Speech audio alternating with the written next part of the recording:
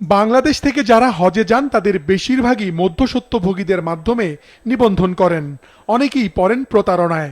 হজ ব্যবস্থাপনায় দালালদের দৌরাত্ম্য কমাতে এবছরও মেলার আয়োজন করেছে এজেন্সিগুলোর সংগঠন হাব। রাজধানীর চীন মৈত্রী সম্মেলন কেন্দ্রে মেলায় 1.5 শতাধিক বৈধ হজ ও ওমরা এজেন্সি অংশ নিয়েছে, যেখানে এসে সরাসরি পছন্দের প্রতিষ্ঠানে নিবন্ধন করে প্যাকেজ বুকিং দেয়া যাবে।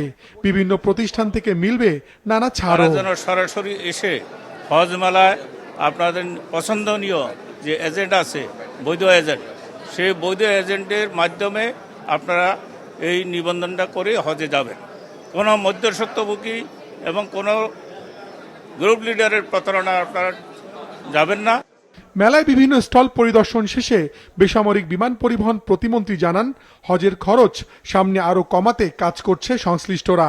তদন্ত হচ্ছে আগের অনিয়মেরও। পিছনে যারা অন্যায়গুলি করেছে তাদের তদন্ত চলমান আছে।